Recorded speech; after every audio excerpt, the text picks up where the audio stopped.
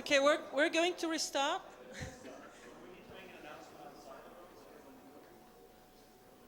Have a look. Is this working? Yeah. All right. Waiting for Wheeler. He's got something to say. All good? So before we start with the awards ceremony,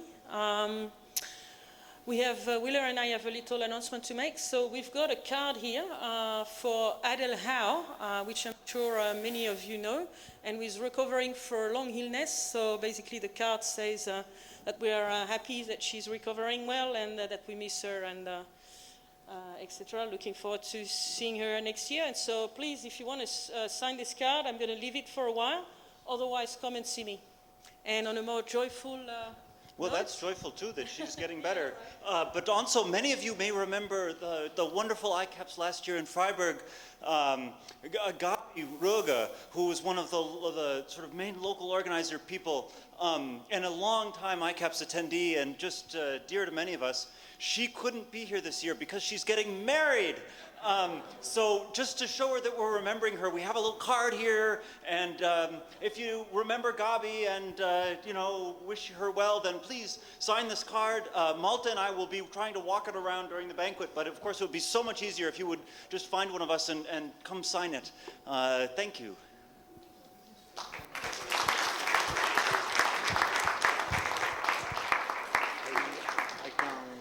You introduce it and I'll, oh, well, I, right, okay. Are you going to read out?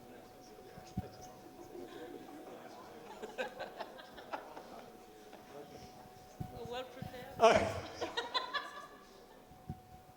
Okay, now we come to the Best Paper Awards. The first award is for the Best Student Paper Award.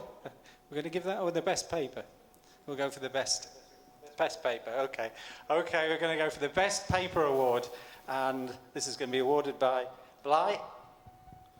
Okay, so the Best Paper Award goes to Emil Keider, Jörg Hoffman, and Patrick Hasselum for the paper titled Semi-Relaxed Plan Heuristics. So please come approach us for the certificate.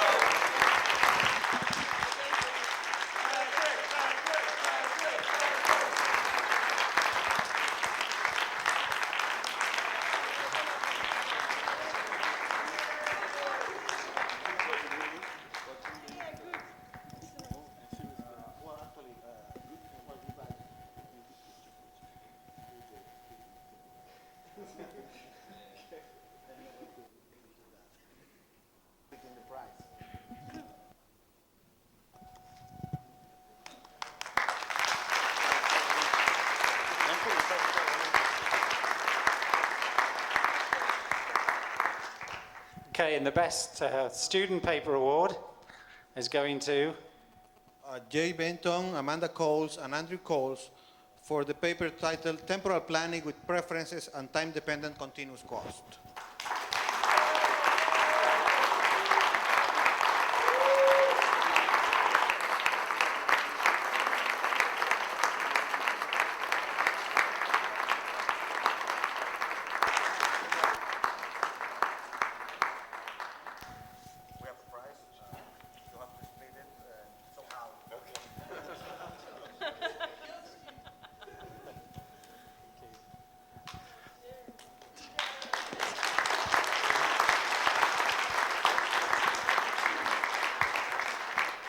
And the second Best Paper Award goes to Cohen Guyen, Vien Tran, Son Tran, and Enrico Pontelli for the paper titled On Computing Conformant Plans Using Classical Planners, a Generate and Complete Approach.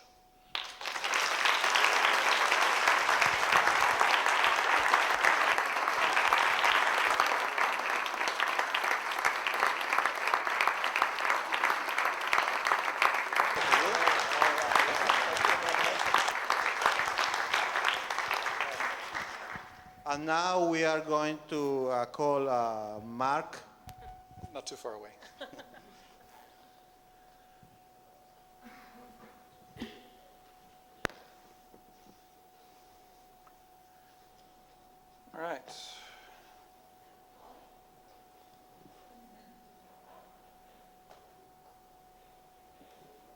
Okay, that might work. All right. This year, I'm tempted to say for my sins, but it was really more of a moment of weakness. I was the chair of the ICAPS Award Committee. You're not saying you can't hear me. No, he was. All right. That was, all right. Yeah, no, you can. All right. Anyway, what this committee is responsible for is the Influential Paper Award and also the Best Dissertation Award, and it means doing a lot of reading. And this year we had more than the usual number of submissions. So Patrick, Dan, and Scott did an awful lot of reading in order to do this. Okay, so, and if I'm lucky, one of them in their moment of weakness is going to do this next year. So.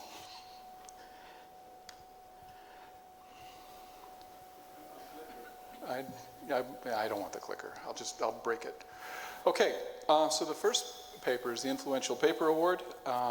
This paper honors the author or authors of a significant paper that's in the last, it's at least 10 years old. And you get a certificate and an award. And this year's winner is Stefan Edelkamp. For paper planning pattern databases.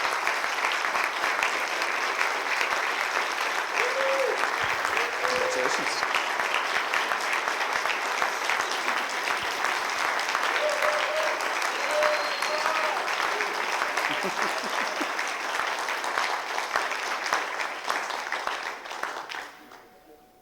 There's a long paragraph I can read, but it's in there and I'd be like this. Basically, it's what's up there. Right? This is one of the very first papers that talked about pattern databases, certainly within this community.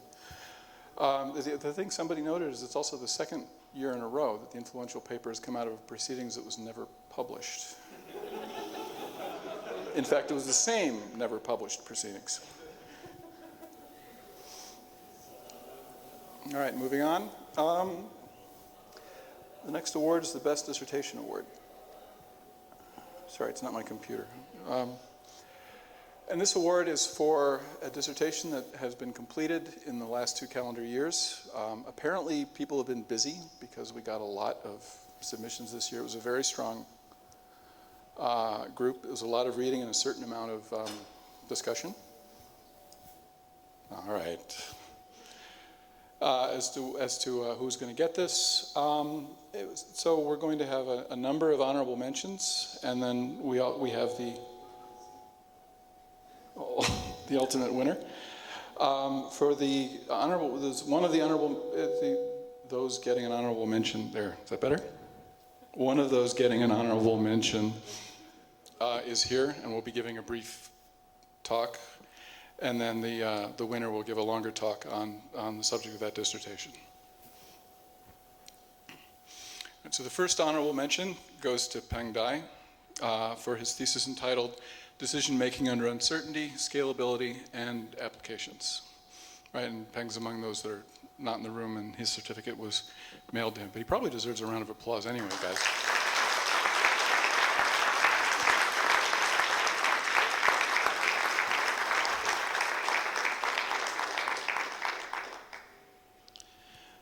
The second honorable mention goes to Michele Lombardi for a dissertation entitled Hybrid Methods for Resource Allocation and Scheduling Problems in Deterministic and Stochastic Environments. And again, sadly, he wasn't able to be here.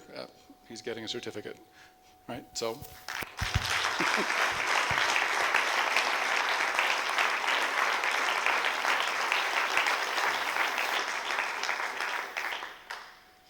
And the third honorable mention, and the one who is in the room, is Emil Kader for New Heuristics Planning with Action Costs.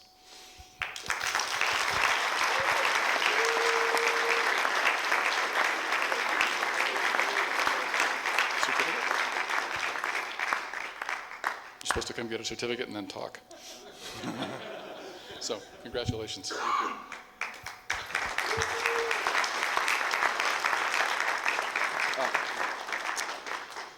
Thanks.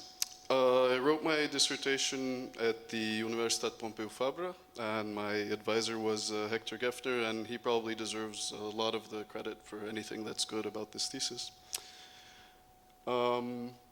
So my thesis has basically 4 different parts. The first is the delete relaxation, so heuristics for inadmissible heuristics for the delete relaxation. The second is about soft goals, and I'll talk a little bit about those parts today.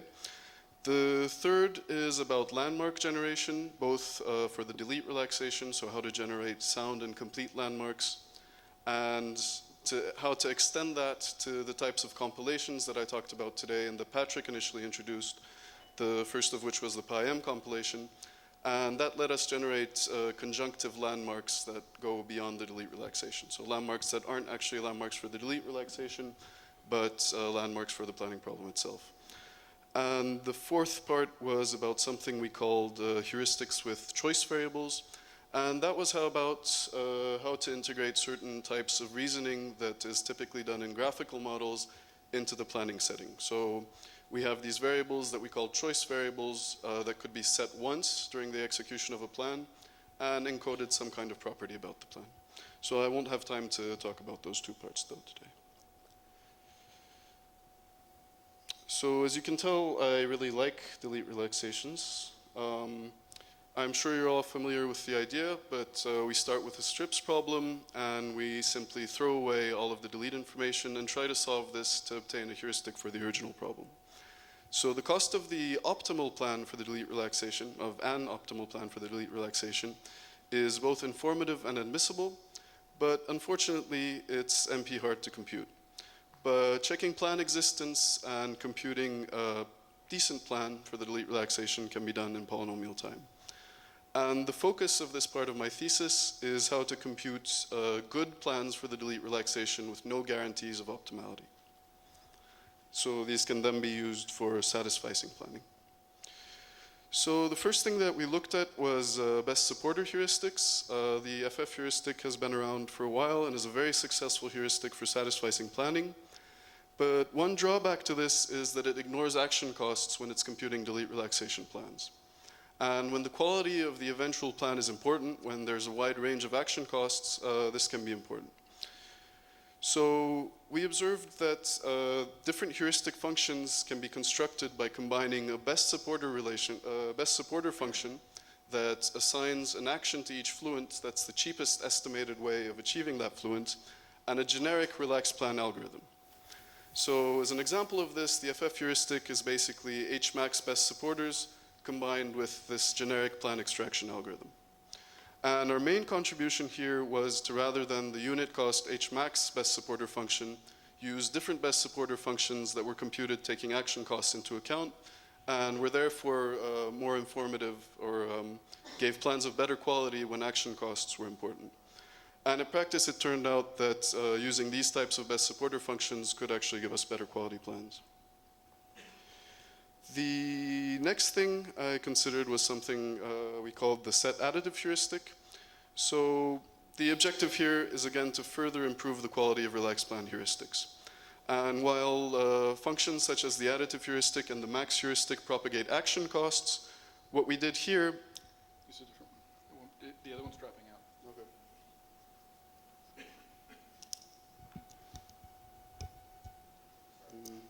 How do I turn this on?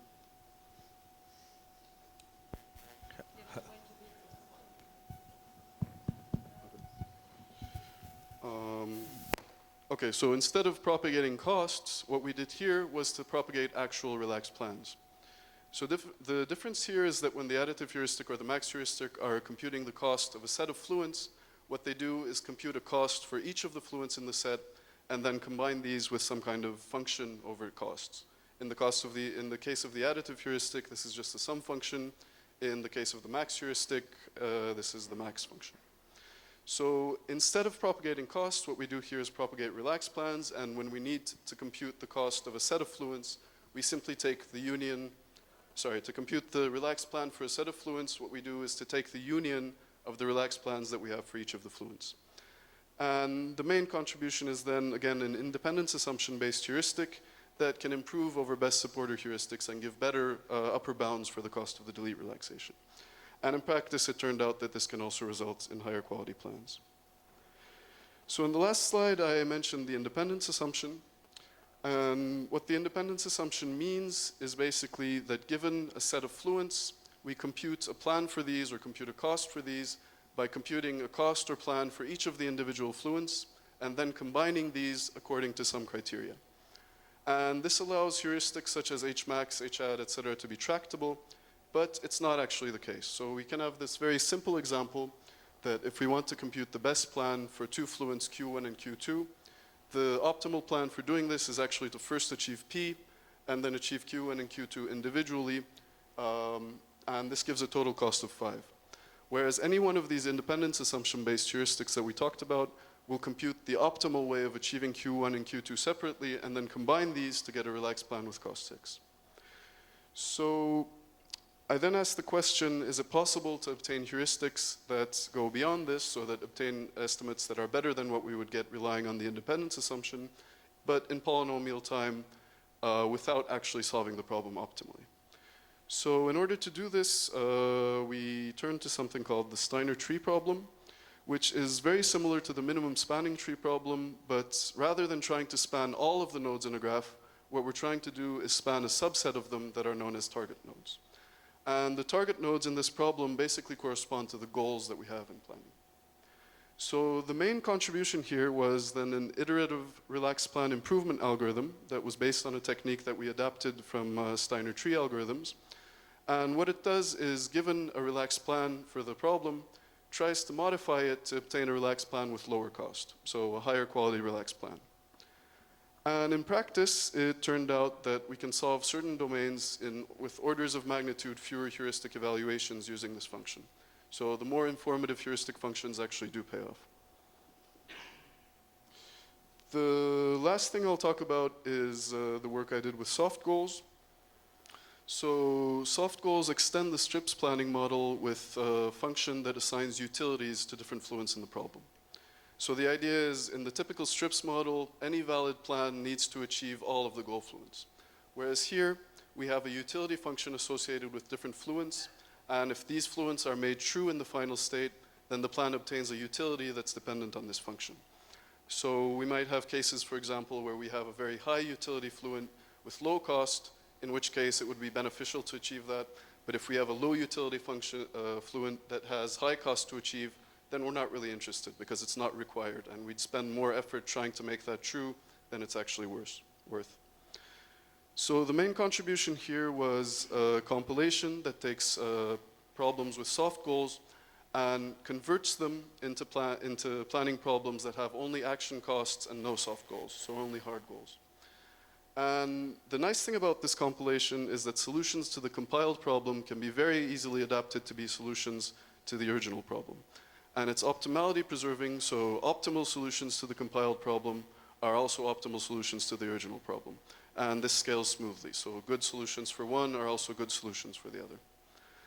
And in practice, it turned out that taking these soft goal problems and compiling them into classical planning problems and then solving them with classical planners actually gave much better performance than algorithms that were developed specifically for the setting of soft goals. So in both the optimal setting and the satisficing setting, this turned out to be the state of the art for planning the soft goals. So I don't have time to discuss the last two parts, but thank you for listening.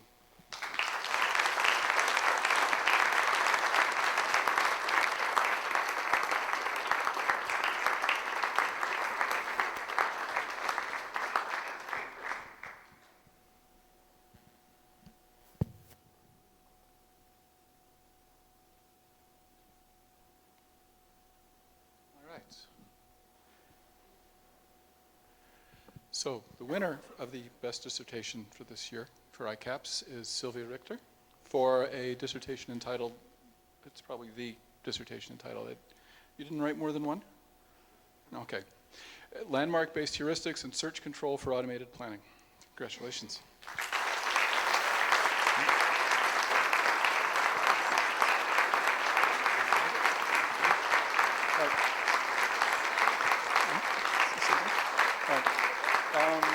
Yeah, let me do.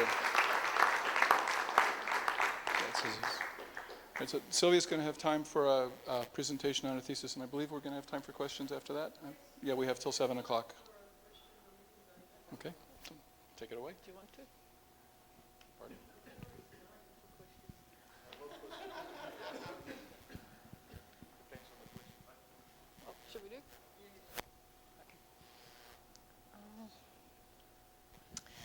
Okay, I'm talking about my thesis, Landmark-Based Heuristics and Search Control for Automated Planning here, which I wrote while I was a student at Griffith University and NICTA, under the supervision of Charles Gretton, Malte Helmert, and Abdul Sattar, and Emil's comments here as well. I believe they deserve a lot of the credit.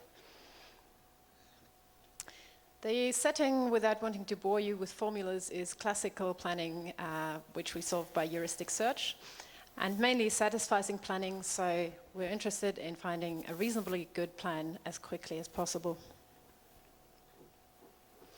This is an outline of my thesis, and I will be talking about 3 of the chapters here.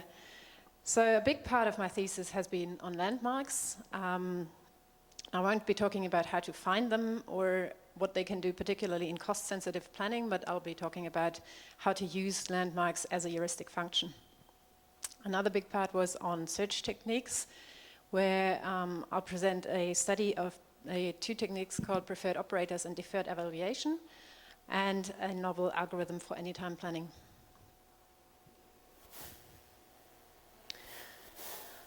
So landmarks, as you surely all know, are in their most general form propositional formulas that must hold at some point during the execution of every plan for a task. And in this work, I'm restricting myself to facts and disjunctions of facts. We can find these landmarks automatically by extracting the information from the task description.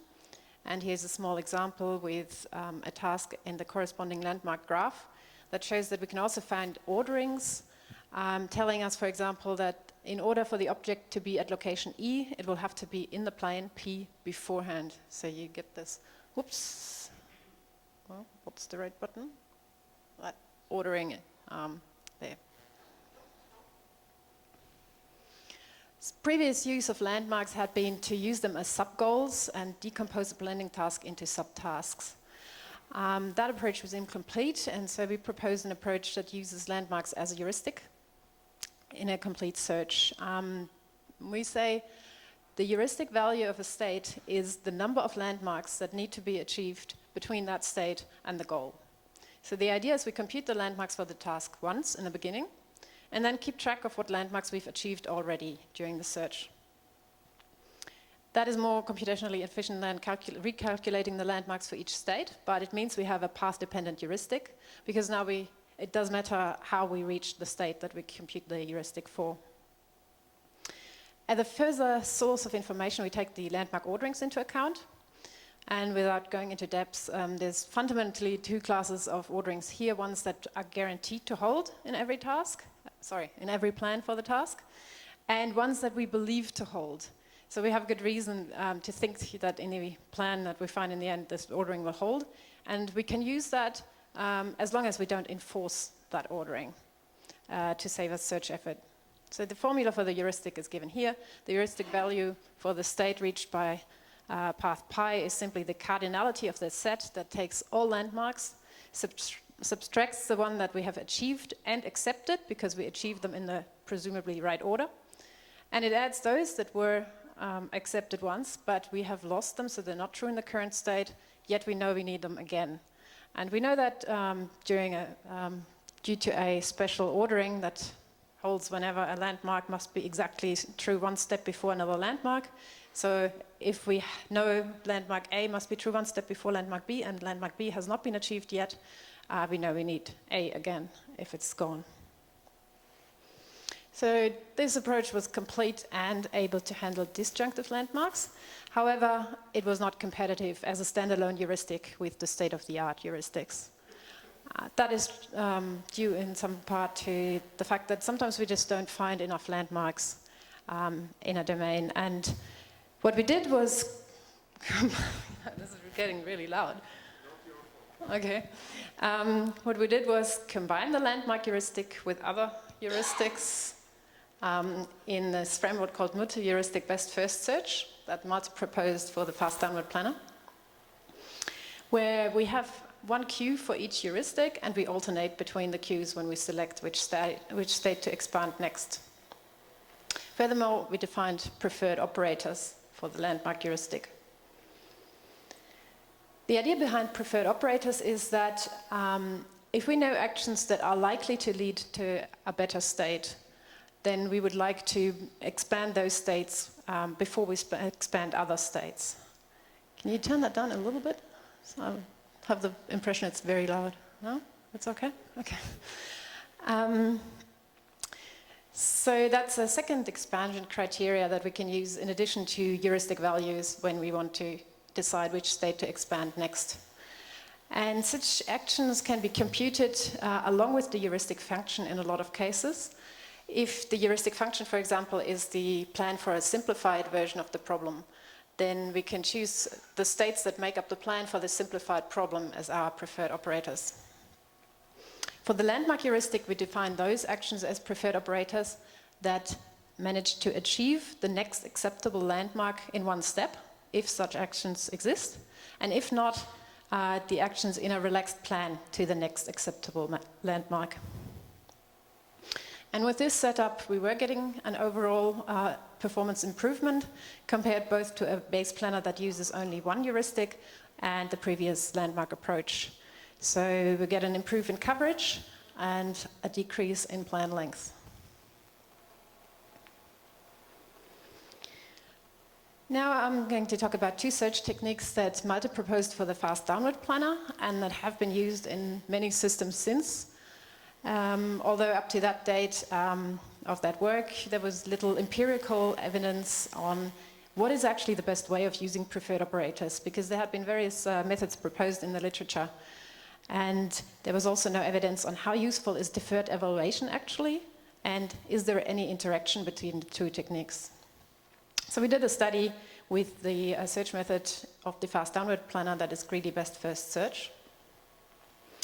And to give you some background on deferred evaluation, the idea here is that a planner typically spends most of its time calculating the heuristic function. In the fast downward planner, it is 80% of the time. So evaluations are costly, and we want to save time by doing that in a lazy fashion. So instead of evaluating a state when we first generate it, we put it in the open list with the heuristic value of the parent and evaluate that state only once we extract it from the open list in order to expand it. So that results in some loss of heuristic accuracy, but we hope that we make up for that by saving on evaluations, as typically many more states are generated than expanded. Preferred operators I've talked about before, so that was the idea that we want to prefer states that are reached by promising actions over other ones. And I mentioned there are several ways of that you could use preferred operators. The first method was proposed by Jörg for the FF planner, that is pruning, where we simply throw away all states that are not reached by preferred operators. That's a very drastic measure. It reduces the search space, so that's a good thing, but it can fail to find a solution, in which case the FF planner restarts without preferred operators. The second method that Malte proposed for the fast downward planner was the dual queue, where we have for each heuristic two queues, one with preferred states and one with regular states, and we alternate between them when selecting the next state to expand. Because there are typically much fewer preferred states than regular states, by alternating half and half, they are expanded earlier on average than the regular states. A variant of that is the boosted dual queue, implemented in the IPC version of Fast Downward 2005 to 2004 and the Llama planner, where we have that dual queue setup, but in addition we boost the preferred operator queue by putting a priority counter on it, which is initially set to a high value like 1,000, which means we expand 1,000 preferred states before expanding a regular state, and in addition every time we make progress with the preferred states, that number gets boosted again. Then Vincent Vidal had a different method in the YASP planner, which was to say we use preferred operators whenever possible, and only if we run out of them, we go to states that are not reached by preferred operators. So it behaves similar to pruning as long as there are preferred operators, but it has that fallback option of using non-preferred operators. Doesn't need to restart like pruning, but it doesn't have that advantage of reducing the search space. And the last method is the dual of that, where we use preferred operators for tie breaking. So we expand amongst states of equal heuristic values, the ones first that are reached by a preferred operator, which is a rather subtle way of using preferred operators. Okay, and the results we got were remarkably consistent across 4 different heuristics that we tried, in that preferred operators are extremely useful. Basically, don't even bother building a planner without them, because they cut the number of unsolved tasks in half, and the choice of how to use preferred operators is much more important than the choice of which heuristic to use. So the weakest heuristic with good preferred operators was beating the best heuristic without preferred operators. We found that deferred evaluation is very useful in some cases, namely in large tasks from satellite and logistics. But on average, it doesn't give a performance benefit. So if you average over the IPC tasks under usual IPC conditions, standard search is just as good with regards to coverage. It is slightly better even with regards to quality, although deferred evaluation is slightly faster. We found there is indeed a link between deferred evaluation and preferred operators, that deferred evaluation needs a stronger use of preferred operators, which is not surprising given that deferred evaluation has less information on heuristic values. So you would expect that the additional information you get through preferred operators helps more there. We found that for standard search, the dual queue is the best method to use. And if you use deferred evaluation, you should be using the boosted dual queue for preferred operators. We then did an experiment with an artificial search space where we were asking the question, A, what does it matter how good my heuristic is? And B, what does it matter how good I am at determining the preferred operators? So we varied the heuristic quality and we varied the recognition rate, telling us if an operator actually leads to a better state, what is the likelihood at which I recognize that operator and label it as preferred. We found that even with high quality heuristics, you can still get a notable improvement out of preferred operators.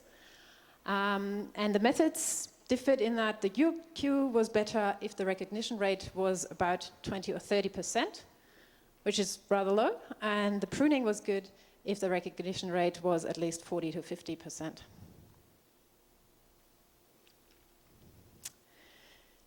Okay, then we get to the anytime algorithm that was born out of trying to compete for IPC 2008, where the condition was the score was based on the best plan you find within half an hour. So it didn't matter how long you searched for during that half hour, what mattered was the quality of the plan that you find in the end.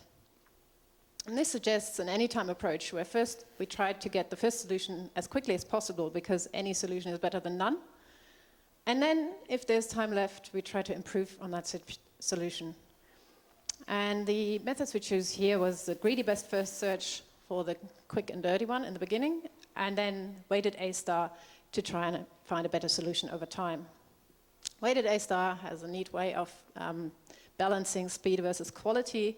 By choosing a higher weight, you get a faster search, but a worse quality, and lowering that weight will make your search iteratively less greedy. So the idea was we do several iterations and decrease that weight over time to get better and better solutions.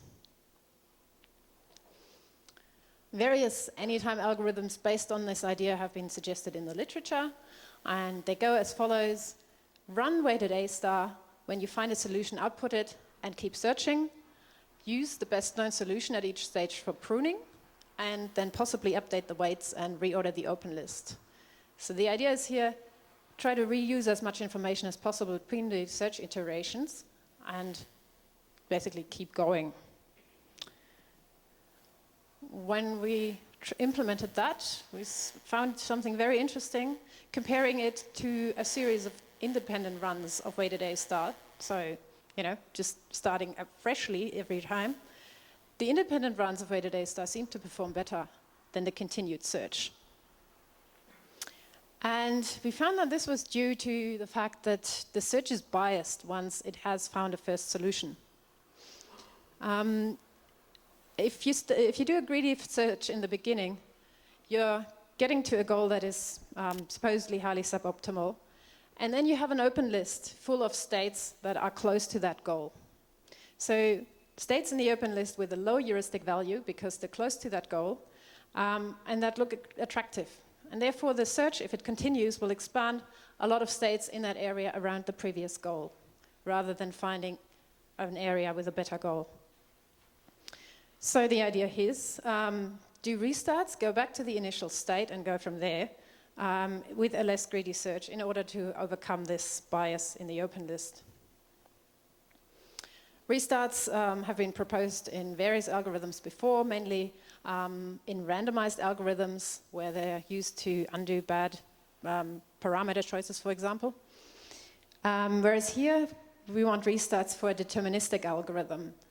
And that's maybe a little bit counterintuitive to throw away effort in a best first search with an open list, because you think an open list will get you around to the right state, because you're always expending the most promising state first, right?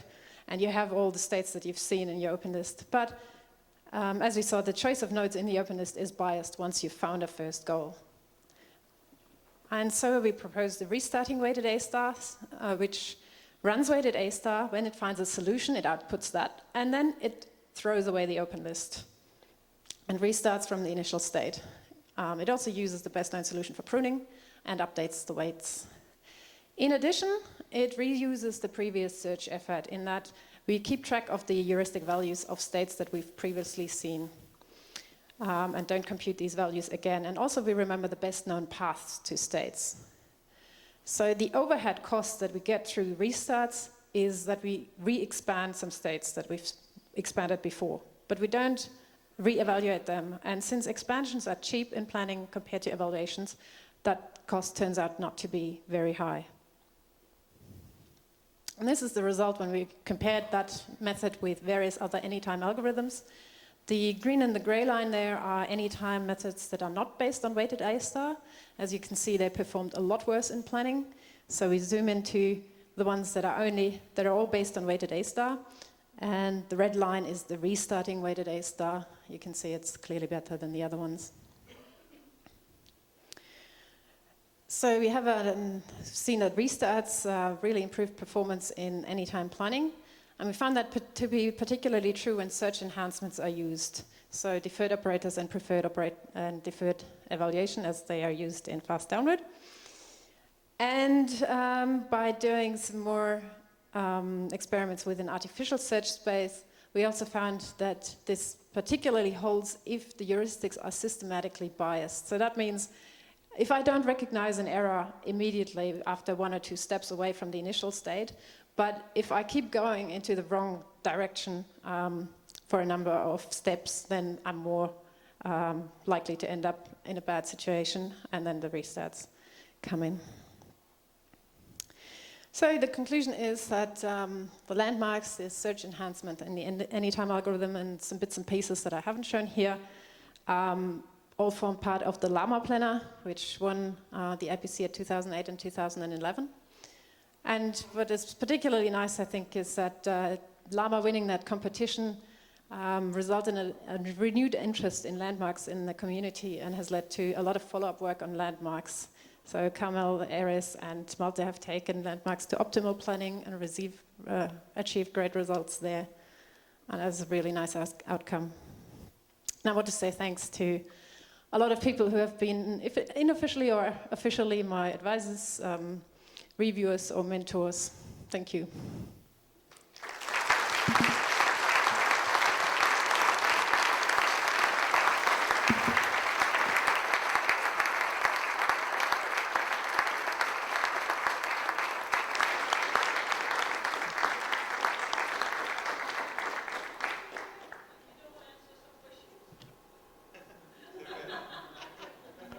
So, yes, we have time for some questions, right? For Sylvia and also for Emil. I'll go first if anybody has questions. If you don't, that's fine.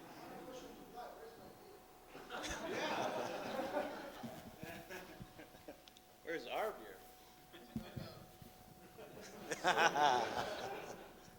I mean, I was very much interested in the Steiner tree thing. Is it only in the dissertation or is it somewhere else?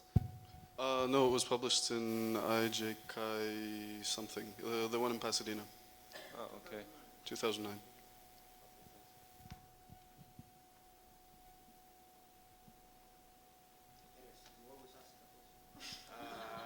Yeah, no, but I was there at Hitchcock, so. You can ask about something else.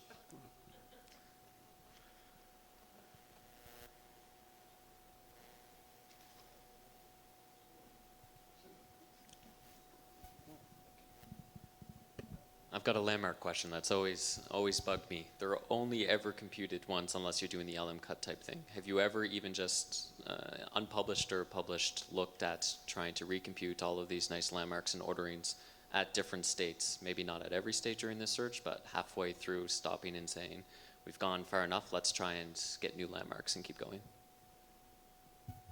No, I haven't actually tried it. In some cases, computing the landmarks does take up to a minute, and we didn't actually consider it worthwhile to do that repeatedly, but it's a possibility.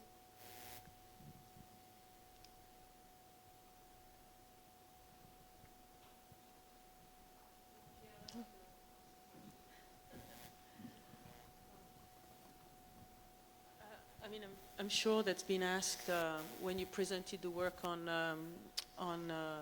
restart, how do you call it, restart, waiting a star.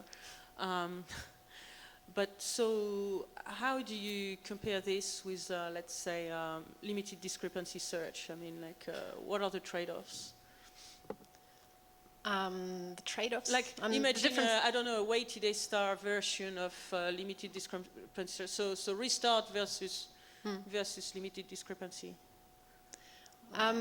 Well, I can only talk about the differences. I'm not sure what, I haven't actually implemented or tried limited discrepancy search. I know the difference is that they restart if they fail to find a solution after a while, whereas our restarts happen when we've found a solution successfully. And they explore all states that are, along the path to the goal up to a certain number. Yeah. I can see that, but I was wondering, what is your, I don't know, guess about the usefulness of one versus the other in different settings? I don't know. When would you use one and when would you use the other? Okay. Well, I don't have a very good idea on that, I have to say. okay. Yeah. Maybe another question. So in the anytime algorithm, if you use the same way, the algorithm is pretty much deterministic, so it would do the same thing, and restarts are particularly useful in situations where the algorithm makes stochastic choices. So you probably changed the weight anyway after getting a solution, but yes. To boost that fact, did you think about using some randomness, introducing some noise to benefit more from restarts? That's a good idea. No, we didn't do that. I mean, there isn't a whole lot of randomness, I suppose, that we could add in this setting, but for example, operator ordering, yeah. Even for breaking ties? Yes. Yeah. No, that's a good point, no.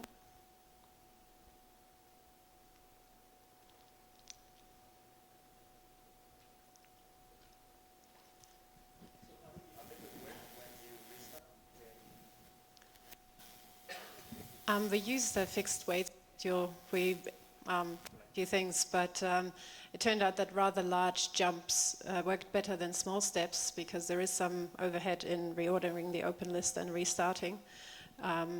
So we ended up with a weight schedule that was like 5, 3, 2, 1 sort of thing. Yeah.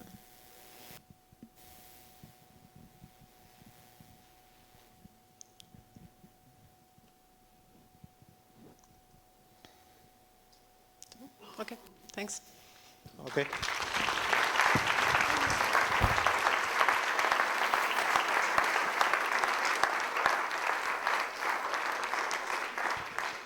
Okay, thank you. We'll see you again tonight at 8 for the banquet. We will have also the festivals and the Reviewers Award. So Yeah, a lot more coming, yes. So at 8. It will be at the restaurant. Pedra Grande, Big Rock. Okay, so see you there. Yes, see you there.